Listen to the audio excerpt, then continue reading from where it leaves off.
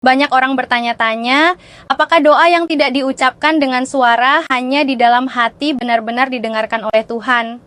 Pertanyaan ini wajar karena dalam kehidupan bergereja, kita sering melihat doa diucapkan dengan kata-kata yang jelas, lantang, dan terstruktur.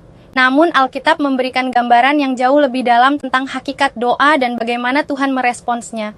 Doa pada dasarnya bukan soal volume suara, melainkan hubungan antara manusia dengan Allah. Doa adalah komunikasi hati dengan Sang Pencipta. Tuhan yang kita sembah bukan hanya mendengar bunyi kata-kata, tetapi mengenal isi hati manusia.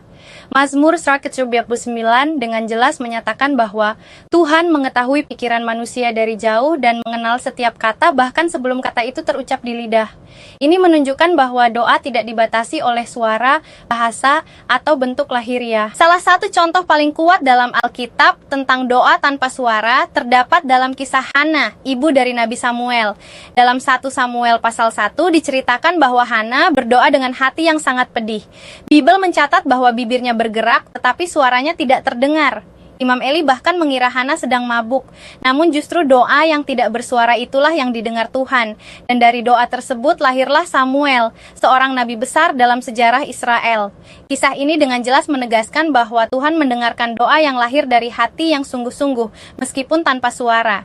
Yesus sendiri juga mengajarkan bahwa doa bukanlah pertunjukan lahiriah. Dalam Matius pasal 6, Yesus memperingatkan agar orang tidak berdoa untuk dilihat orang lain atau mengandalkan banyak kata.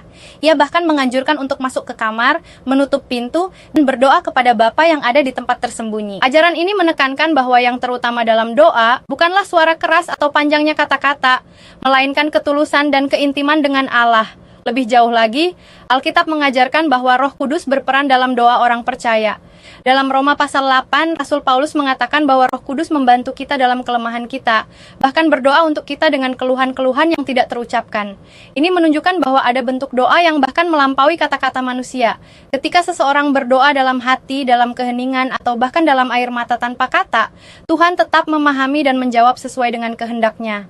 Berdoa tanpa suara seringkali justru menjadi bentuk doa yang paling jujur. Dalam keheningan, manusia tidak sedang berusaha menyusun kalimat yang indah atau terdengar rohani, tapi datang apa adanya di hadapan Tuhan. Doa seperti ini mencerminkan iman yang percaya bahwa Tuhan tidak perlu diyakinkan dengan kata-kata, karena Ia sudah mengetahui segala kebutuhan sebelum diminta.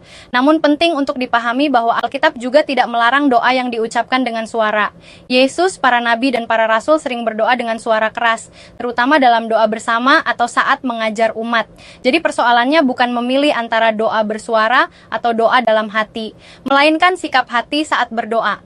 Doa yang bersuara tetapi kosong dari iman tidak berkenan kepada Tuhan. Sementara doa yang sunyi tetapi penuh kepercayaan dan ketundukan sangat berharga di hadapannya.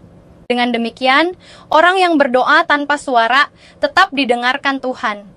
Tuhan mendengar doa hati, memahami isi pikiran, dan melihat ketulusan iman. Ia bukan Allah yang dibatasi oleh suara manusia, melainkan Allah yang hidup, maha tahu, dan dekat dengan umatnya. Karena itu, orang percaya tidak perlu ragu untuk berdoa dalam keheningan.